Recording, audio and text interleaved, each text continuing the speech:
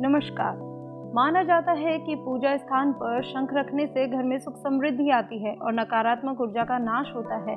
वहीं शिवजी की पूजा में शंख वर्जित क्यों है? चलिए इसके बारे में आपको विस्तार से बताते हैं।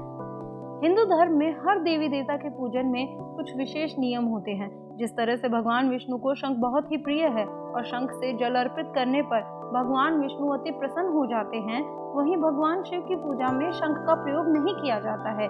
धार्मिक दृष्टि से शंख बहुत पवित्र माना जाता है और किसी भी पूजा में आप देखें, हर पूजा में आरती करने के बाद शंख के जल को सभी के ऊपर छिड़का जाता है, पर शिवजी की पूजा में शंख का इस्तेमाल बिल्कुल नहीं किया जाता है। आखिर ऐसा क्यों किया जाता है? किस कारण से महादेव की आरती में या पूजा में शंख का इस्तेमाल नहीं होता है? इसके पीछे शिव पुराण में उल्लेख मिलता है। इसके पीछे एक पौराणिक कथा है। शिव पुराण की कथा के अनुसार दैत्यराज दंभ की कोई संतान नहीं थी। उसने संतान प्राप्ति के लिए भगवान विष्णु की कठोर तपस्या की थी। दैत्यराज की कठोर तप से प्रसन्न होकर भगवान विष्णु ने उससे वर मांगने को कहा। तब दंभ ने महापराक्रमी पुत्र का वर मांगा। विष्णु जी तथास्तु कहकर अंतर्ध्यान हो गए।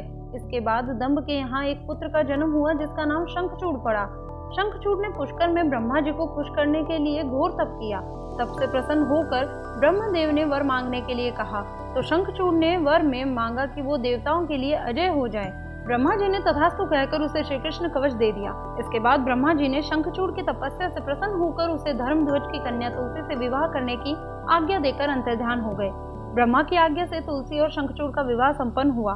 ब्रह्मा जी के वरदान मिलने के बाद शंखचूड़ ने अहम में आ गया और उसने तीनों लोकों में अपना स्वामित्व स्थापित कर लिया। शंखचूड़ से त्रस्त होकर देवताओं ने विष्णु जी के पास जाकर मदद मांगी, लेकिन भगवान विष्णु ने खुद दंभ पुत्र का वरदान दे रखा था। इसलिए श्री विष्णु ने शंकर जी की आराधना की, जिसके बाद शिव जी ने देवताओं की रक्षा के लिए चल दिए। लेकिन श्री कृष्ण कवच और तुलसी के पतिव्रत धर्म की वजह से शिव जी भी उसका वध करने में सफल नहीं हो पाए। इसके बाद विष्णु जी ने ब्राह्मण रूप धारण करके दैत्यराज से उसका श्री कृष्ण कवच दान में ले लिया और शंखचूड़ का रूप धारण कर तुलसी की शील का हरण कर लिया।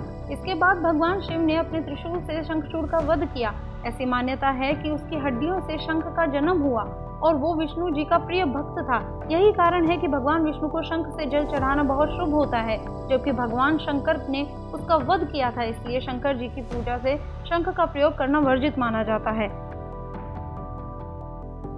वीडियो पसंद आई हो तो इसे लाइक, शेयर और सब्सक्राइब जरूर करें।